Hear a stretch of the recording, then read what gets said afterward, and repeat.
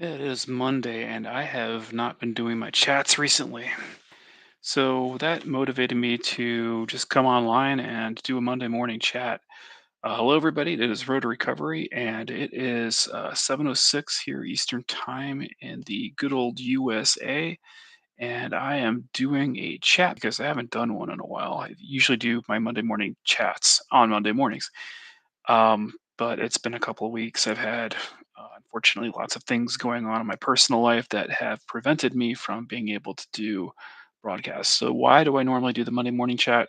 Well, I do it to give people the opportunity to be able to interact and talk with a um, person who specializes in porn addiction recovery. And I also give you the opportunity of being able to tell your story. So, here we are. It is just another day, man, and I'm trying to get through it. I have personally a lot to catch up on, and I'm going to leave this chat open if anybody out there is listening and they want to participate. Go ahead and just leave a comment down below. Hey there, Aaron, how you doing? So, man, where do I even start? I started my own 12-step meeting in my own town. I am still participating in SLAA. I decided to start up a local meeting of Porn Addicts Anonymous, and it's been going pretty good. The hardest part that I have right now is trying to get the word out because promotion of 12-step meetings, you need it. They're just kind of stumbling into it, when they're needing it the most. And until that point, no one's actually looking for it. So I have to do my best in order to get the word out to other people. And I've been reaching out here and there, trying to get some people to pay attention to seeing that the need actually exists. By the way, if you have anything that you want to talk, comment, or chat about, go ahead and drop down in a chat for me.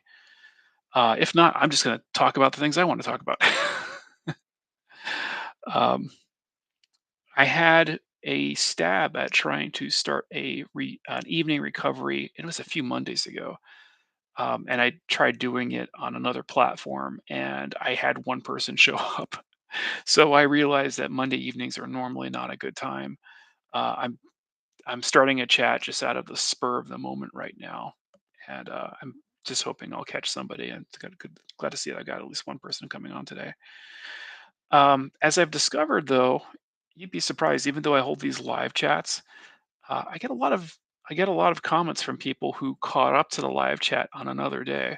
So I don't want to necessarily stop it, but I do want to see if I can get a specific time where people are more likely to come on and be able to talk about things. And I know that I did this spur of the moment. I did not advertise anything today. Mm. So, but I literally just got home myself, so that's my excuse. What are we going to talk about today? Um, First off, I want to talk about boundaries and boundary issues because a lot of people who come into 12-step programs, this is most people come into 12-step programs regardless of what their addiction is. They come into the programs not having very good boundaries. And what is a boundary? A boundary is exactly what it sounds like. Your capacity to be able to put up a wall between you and other people. No, not a wall where you don't interact with them. I'm talking about obeying all the things that are lying on your side of the fence. You have to take care of yourself, and all of those things that are on your side of the yard, so to speak. Everything that's in your purview that you have to take care of, you cannot allow other people to interfere with things that you're supposed to be managing, right? When we talk about putting up effective boundaries, the people who are poor at setting boundaries allow other people to come into their yard and knock over the lawn ornaments and dust up the shrubs and do all kinds of damage, or they're the ones who are causing chaos in your life. And sometimes it's completely unintentional. I don't want to make it sound like it's like the other person's purposely going over to kind of wreck you. they usually don't know it themselves. The people who are stepping onto other people's lawns usually have poor boundaries in and of themselves. So your job is to keep them on their side of the fence. You stay over there. This is my side, and that's what we mean by poor boundaries. And I'll give you some examples. For me, talking about myself now, I had an anger issue. I had an anger issue, and as part of my addiction, it's one of the things that I had to work on. And part of that anger issue was addressing my side of the fence, which is that I would allow things to escalate inside of my mind, and because of that escalation, I would just be frustrated and angry and want to punch things. And what that leads to is me wanting to look at soothing behaviors, aka porn addiction. Um, so that's a bad thing. It's something I need to work on my side of the fence. But I was bad at maintaining that fence. So I did not put up effective boundaries between what was going on with me and what's going on with other people. So if you were doing something to piss me off, I would allow that to happen, right? I would allow my own angers to manifest. But half of the time, what would happen is me being the nice guy that I am and trying to be, I want to don't want to see necessarily people pleasing. I did have some aspects of that, but it wasn't the personality problem that some other people pleasers have. But still, I grew up in a small town where there wasn't a lot of people, and I think what that eventually led to is me not saying a no to a lot of things, and because of that, I would allow personalities into my life that were just menacing. And so that's something I had to work on. But it can manifest in completely different ways. And some other ways that it can manifest is other types of emotional boundaries, such as romance. Sometimes you've got people who are just chaos agents who they see nothing better than to pass along their shit into other people's lives. And I've met a few of those chaos agents. I had one in my life. There's probably one in yours. And part of being a person who has good, effective boundaries is letting that person know that, hey, I can appreciate you're going through some grief right now, but I got my own shit to worry about. I'm saying that bluntly, but that's what that is, right? You're not allowing the chaos agent to come into your life and just start tipping over benches and doing other types of things. They're not allowed in. And to the degree that you want to communicate to them, you talk to them from the other side of the fence, and you don't bring their shit into your world. And sometimes, let's be honest about it. Sometimes you're not going to have an effective boundary no matter what happens because sometimes shit just shows up at your door and you're going to have to deal with it. But the the trick about boundaries is recognizing when you've got to enforce them and when you have the capacity to force them. And it's a process. There's entire books written on boundaries, and I'm not going to recommend any here right now. But if you want to do that, you can go look for some of them, and they're really interesting reads. Chances are, if you don't think you have boundary problems, by the time you read one of those books, you're going to discover you probably did. Anyway, that's what I wanted to talk about boundaries. It is very much inside of recovery programs and even in porn addiction, effective boundaries. Say all this because I am constantly coaching people on, hey, maybe you should stand up for yourself here, or maybe you should, consider how this other person's impacting you because it doesn't sound very healthy. And sometimes it steps over into other things as well. There's other 12-step programs that focus on specifically those types of things. You can have a really bad personality types where things blend over into one another. And if you're not enforcing strict boundaries and knowing when to say no and sometimes when to say yes, you're going to create chaos in your life. All right, well, what's happened this week? Oh, I had this big meeting last week. It was on Twitter. It's really strange sometimes how you'll get people who are in similar circles that have nothing in common with you. But there's this circle in which things operate, and they step their toes into the same circle that you would step your toes in, and then you get completely different people interacting with one another. And I had that last week. There's um, a journalist, and I would probably label her a radical feminist, who started this discussion on pornography, and she was hosting it. And I was like, shit, I'll just drop in on that. And I wanted to speak, but she had so many good speakers on that I had my hand up for a good 10 minutes, and I never got picked. But after that 10 minutes, I was like so enthralled by what was going on. I was like, shit, I'm just going to listen to this. I turned off my hand. But it was really good conversation, man. They got into so much detail, and it was fantastic. So you had porn stars on there, and you had people who were anti-porn just going at one another. And from that, there was really good talking points. And I don't know if I've ever said this, but I'm not anti-porn.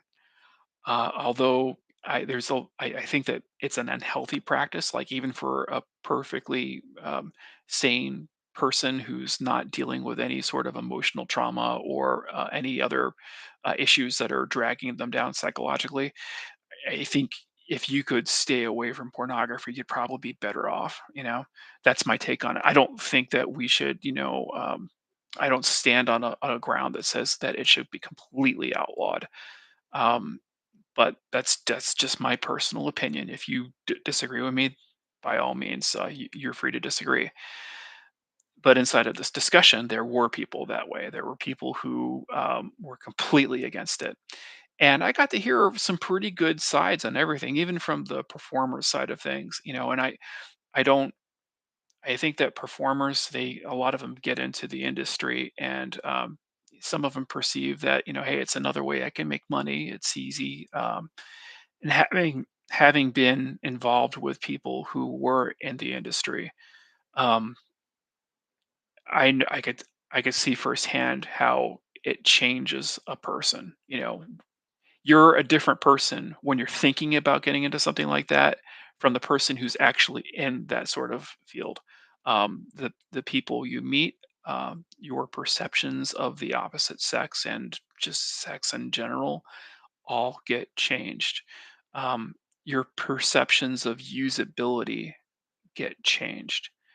And I have yet to hear a what I would consider to be an emotionally healthy performer in the industry. Haven't heard or seen that person, and I've listened to lots of interviews. Um, yeah, it's just a destructive field to get in, and one of the reasons why it's destructive, you pick any other industry, say doctor, lawyer, and it doesn't have to be that fancy. You could even say like janitor, right, or garbage man. Um, it's what you're bringing to the table, whether you have a skill set, whether it's low skill set or a high skill set, you're bringing something to the table, and there's somebody out there who's going to appreciate what you do. They're going to appreciate the service or the skill set that you're bringing to the table. Um, and when we talk about pornography, it's not what you bring as the skill or the service, it's what you are that you're bringing to the table. You're selling you. Um, and if you really think about this, like we just talk in terms of services, right?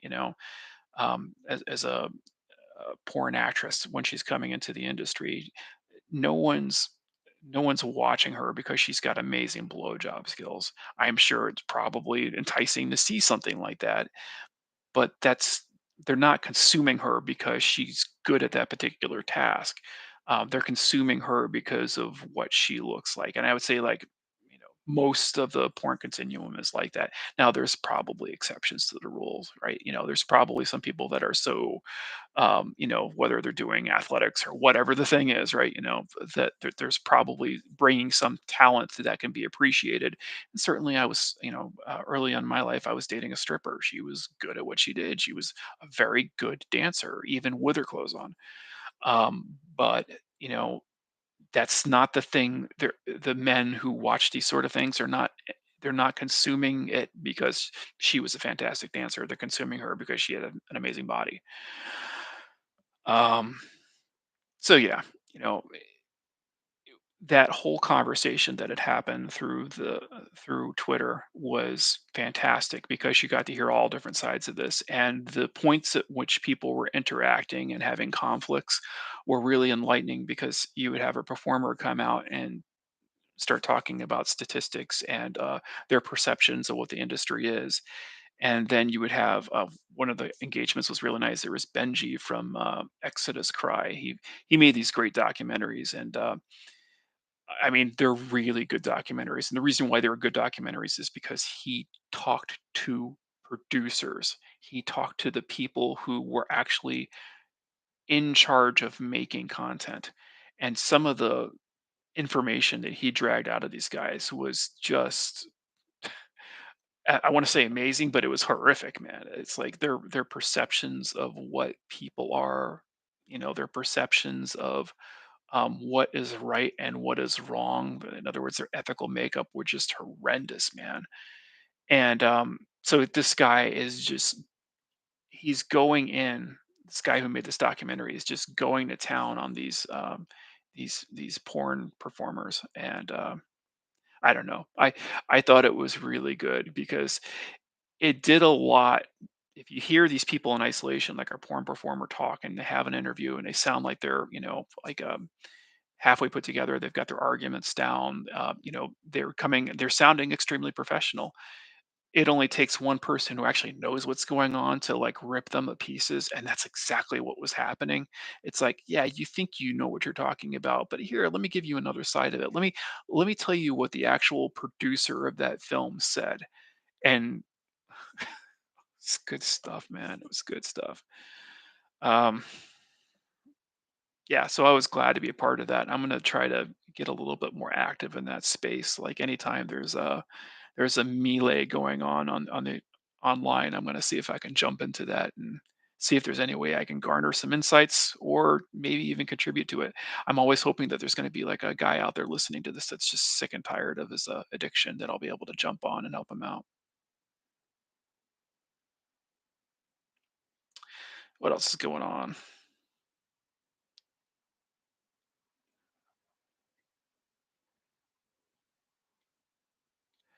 Oh, I had yeah,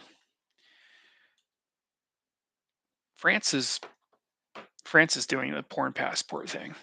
And I don't think I've talked about this on the channel before, but I'm not a fan. I'm not a fan. And here's the reason why. This gets more above everything else. I am a huge privacy advocate.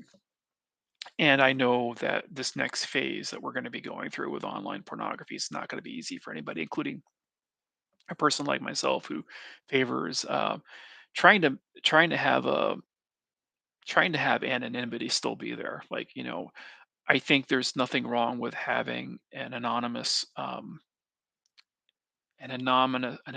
avatar of yourself out there in the universe that isn't being tracked for any reason, that allows you to just consume information without having to tell the universe who you are. Um,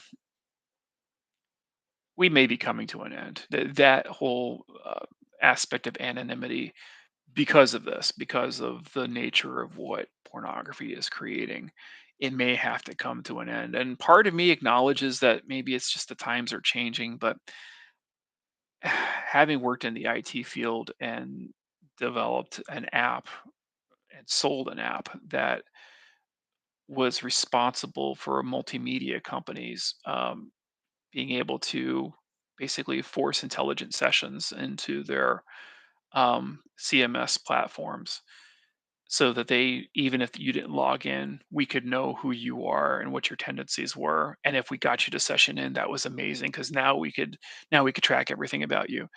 um, Watching this whole thing go on with France and being able to create this passport system, which is basically the government saying that, hey, if you want to host any sort of content, that's of an adult nature, you're going to have to use the system that we're providing, right? Now, let's talk about that for a second.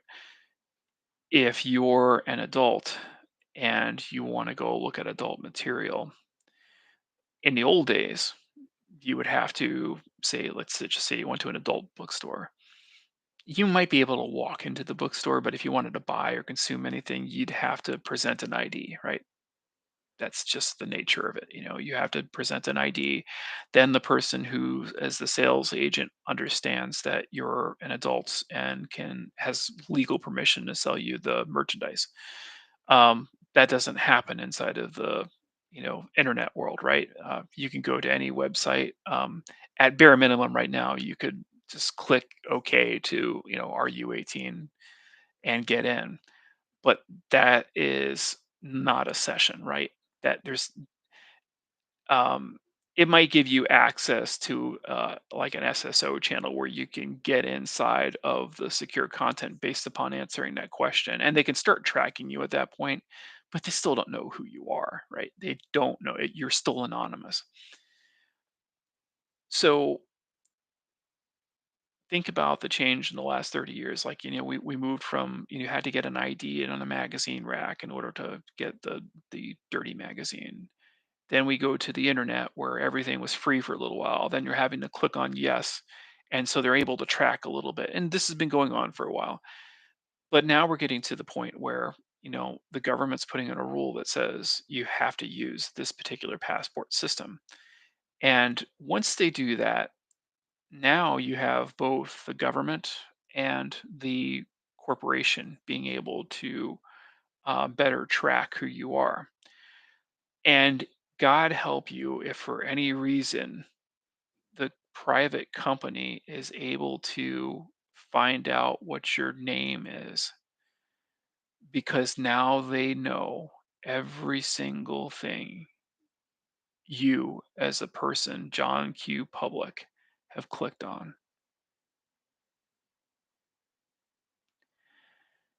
Now, these rules are being placed to protect children, right? That's what it's being proposed to do. I would propose that it's not doing any of that. It's well, I should say it is protecting the children, but it's opening up the door for so many bad things to happen. And when I look at it, when I look at the way things are designed right now, I just say to myself, we've gone from out of the frying pan and into the fire. And this is not going to be safe for people who choose to participate in the system. And so, if you're a porn addict right now, you may want to consider stopping cold turkey and getting out of this before this thing really starts heating up. Because I don't think France is going to be the only country doing this. I think it's going to catch on, and Britain's been pushing ahead. Here in the United States, we've got individual states that are, forcing, age requirements now, but I think it's going to heat up even more. I think this concept of a floating ID, similar type of passport system, is eventually going to really pick up, and it's going to be here to stay.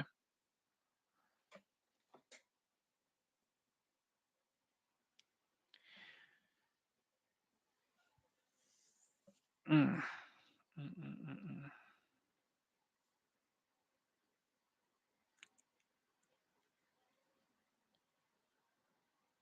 Oh, habit loops. This will be the last thing I talk about tonight, and I'm gonna call it an evening. I'm just happy that I got online, man. Happy I got online. So we said the habit loop was cue, craving, response, and reward, right? So it's like a four quadrant system. And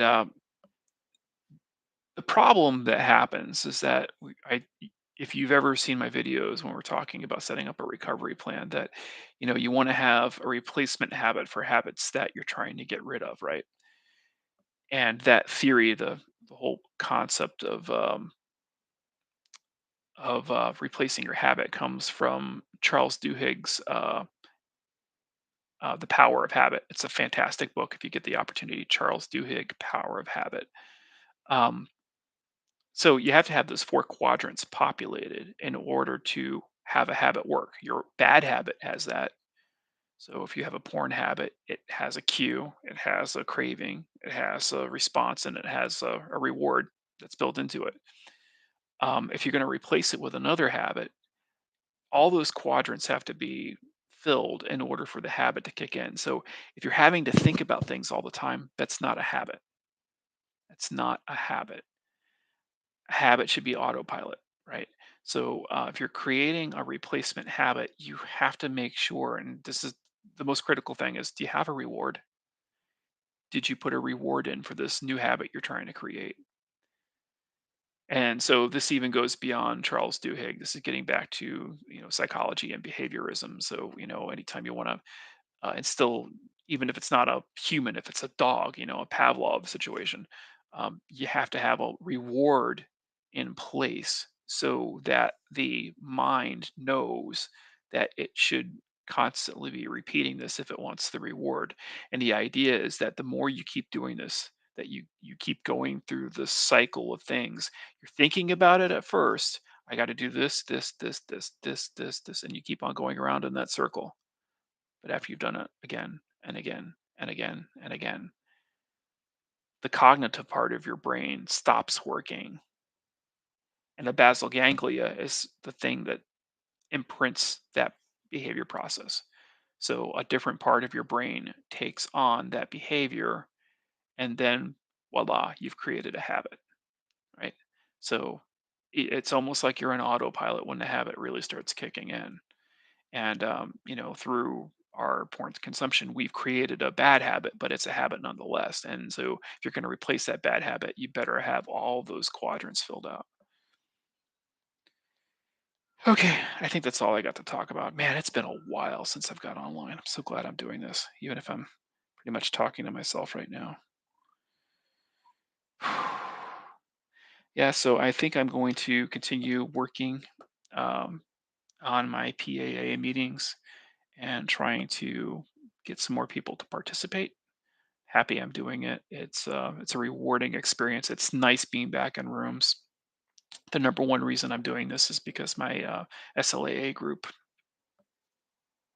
during COVID stopped meeting in this community center that I was using, and now that I'm back inside of the rooms again, I can actually reach out and touch other people and have conversations and do that sort of thing. It's powerful, man. It's powerful. There's nothing that can replace that. Absolutely nothing that can replace that. I would take one meeting of that over 10 online meetings any single day. Mm. And the cool thing about it, in order to get a meeting started like that, all you need is two people, man. Two people. You don't need permission from anybody. Don't need permission from anybody. You try to follow the rules as best you can. So, in my case, with PAA, I go out to the website and I just download all the materials. So you get the 12 steps, 12 promises. Um, I had to throw together my own script, and I knew how to do that because I've been to so many damn 12-step meetings. I could probably just have written it blindfolded. That's the only hard part is like just getting the script together. So you get the script together, you show up, two guys that want to, or two people, it doesn't have to be guys, two people that just want to sit down and have a PA meeting and just go have one, man. That's it. It doesn't have to be hard. And, the reward of just being able to talk to other people that are struggling is reward in and of itself. At its highlight when I was in SLAA, I was man, I was so gung ho into things. I would organize book readings after our meetings. So you would do an hour long meeting, and I'd announce the fact we're going to have a book reading, and then people would just hang around. I would have almost sometimes half of the meeting. Some people that didn't even have porn addiction, they were just wanted to sit around and just like listen, and we'd have book readings. And I had a couple of books down here that we would pass around, and we just take a turn, read a chapter, or maybe you just read a couple of paragraphs and then pass it along, and then we'd stop and we'd have conversations about, what did you think about this? And people would start sharing about experiences, or sometimes just having feelings about what they had read. And really good stuff. Like I did a lot of Patrick Carnes books, so that dude's such a powerful writer. He's a really good person to read inside of a recovery space. Anyway, I'm probably rambling at this point, but I am so happy to be back online. Glad I'm out here, and sorry I wasn't able to do the last couple of Mondays, but it's good nonetheless to be back. Anyway, stay on that road to recovery. Take care of yourself, stay healthy, and stay off that porn. See ya.